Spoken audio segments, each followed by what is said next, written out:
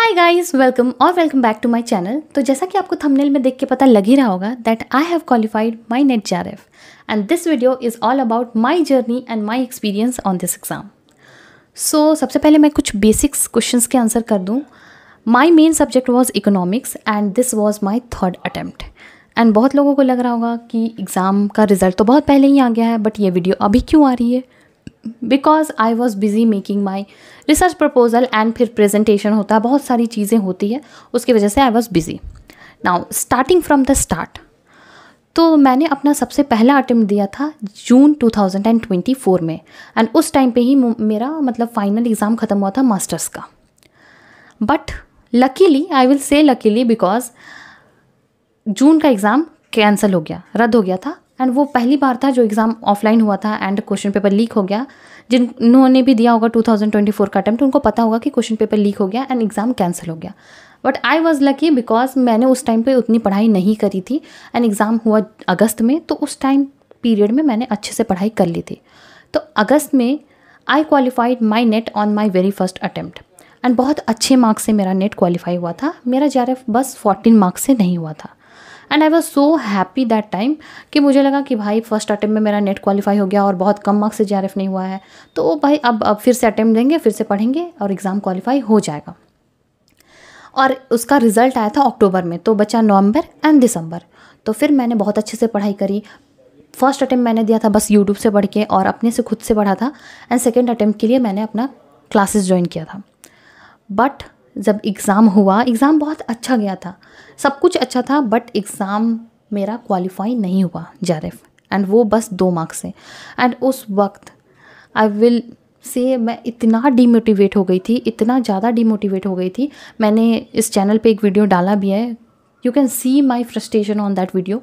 उसमें बहुत ज़्यादा मैं फ्रस्ट्रेटेड लग रही हूँ, सॉरी, क्योंकि पता नहीं यार, इतना अच्छे से पढ़ने के बाद, मेरा अपना 100% देने के बाद मेरा एग्ज़ाम क्वालिफाई नहीं हुआ था, जिसकी वजह से मैं बहुत ज़्यादा डिमोटिवेट हो गई थी। मेरे पापा ने मुझे बहुत समझाया था कि ऐसा कुछ नहीं है, कोई बात नहीं, ठीक है, चलता है। एंड वो ये भी बोल दिया था कि ठीक है, अब मत दो attempt, you want to do PhD, I will pay for you and everything. Parents understanding होना बहुत इंपॉर्टेंट है, आई विल से।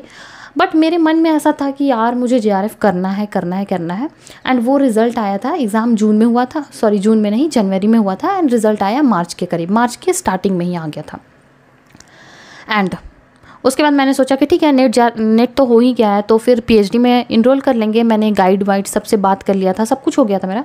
बट मार्च एंड में हमें पता चला that my mother is diagnose with cancer 4th stage and वो बहुत सीवियर कंडीशन था, बहुत ज़्यादा, मतलब like mentally it was a torture and बहुत ज़्यादा ही बहुत ख़राब सिचुएशन हो गया था। एंड बहुत सारी चीज़ें और भी साइमल्टेनियसली चल रही थी जो अच्छी नहीं चल रही थी, तो उसके वजह से मुझे एग्ज़ाम के लिए पढ़ने के लिए बस 1.5 महीना मिला, 1.5 मंथ।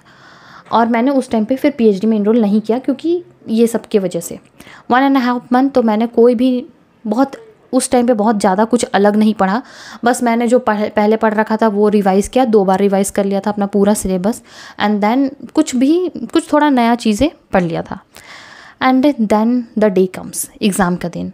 एग्ज़ाम जब मैं देने गई एंड क्वेश्चन पेपर जब देखा, तब आई वॉज सो फ्रस्ट्रेटेड कि यार क्या क्वेश्चन पूछ लिया है, क्योंकि पहले 2 एग्ज़ाम्स बहुत अच्छे गए थे एंड देन ये एग्ज़ाम मेरा अच्छा नहीं जा रहा था क्योंकि क्वेश्चन पेपर बहुत लेंदी था। ऐसा था ही नहीं कि आप उसको 3 घंटे में कंप्लीट करो, बहुत लेंदी, हर क्वेश्चन बहुत लंबे लंबे, इतने साइज़ के क्वेश्चन, आपको पढ़ने में ही बहुत ज़्यादा टाइम जा रहा है। एंड पेपर 2 एंड पेपर 1 दोनों में ही मैथ्स बहुत ज़्यादा थे एंड मेरा मैथ्स बिल्कुल भी अच्छा नहीं है, मतलब बिल्कुल भी नहीं बोलूँगी, मतलब ठीक है, बट बिल्कुल मतलब अच्छा नहीं है। मैं पैनिक कर जाती हूँ मैथ्स बनाते हुए, पता नहीं क्यों, तो मुझसे नहीं होता है मैथ्स उतना अच्छे से। तो पूरा मैथ्स का क्वेश्चन पेपर एग्ज़ाम दे के जब मैं निकली तो मुझे तो पूरा पता था कि मेरा इस बार भी जेआरएफ नहीं होने वाला है, क्योंकि मुझे सेटिस्फैक्शन ही नहीं था एग्ज़ाम दे के कि मेरा एग्ज़ाम अच्छा गया है या कुछ भी। बट फिर हम घर पे भी आके मैंने सबको बोल दिया था कि मेरा एग्ज़ाम इस बार भी नहीं होने वाला है। फिर कोई क्वेश्चन पेपर, सॉरी आंसर की आता है, पहले मैं पूरा मैच कर दी थी कि मेरा मार्क्स कितना बन रहा है, कितना कट ऑफ जा सकता है, बट इस बार मैंने कुछ भी नहीं किया था क्योंकि मैं लाइक बहुत ज़्यादा डिमोटिवेटेड थी और भी बहुत सारी चीज़ें चल रही थी। जैसा कि मैंने बताया मेरे फैमिली में सब कंडीशन अच्छा नहीं चल रहा था। एंड देन द रिज़ल्ट केम, और जब रिज़ल्ट आया तो मेरा JRF क्वालिफाई हो गया था। तो I was so happy, so happy. मुझे मतलब मैं बता नहीं सकती हूँ कि मैं कितनी खुश थी। सो लास्टली आई विल से, लास्टली मतलब ये अभी तो मेरा जर्नी बहुत बाकी है, अभी तो ये फर्स्ट स्टेप है, बट आई विल से कि कभी भी पढ़ा हुआ वेस्ट नहीं जाता है। मैंने इस बार बहुत ही कम पढ़ाई की थी, बहुत कम पढ़ाई कर पाई थी बोल सकती हूँ, लेकिन जो मैंने पहले 2 अटेम्प्ट में पढ़ा था जब मेरा एग्ज़ाम क्वालिफाई नहीं हुआ था, वो मेरे लिए बहुत बेनिफिशियल रहा, क्योंकि मैं बोल सकती हूँ कि मैंने वो जो पढ़ाई की रही थी उसकी वजह से ही मेरा एग्ज़ाम क्वालिफाई हुआ है, ना कि इस बार की वजह से।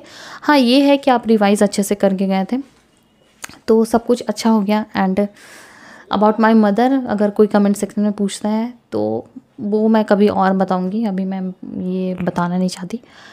एंड अगर आपको कोई भी इंक्वायरी है, कोई डाउट है कि मैंने कहाँ से पढ़ाई करी थी या मैंने क्या क्या गलती करी थी जो आपको नहीं करना चाहिए, तो कमेंट में लिखना, मैं आपको ज़रूर हेल्प करना पसंद करूँगी।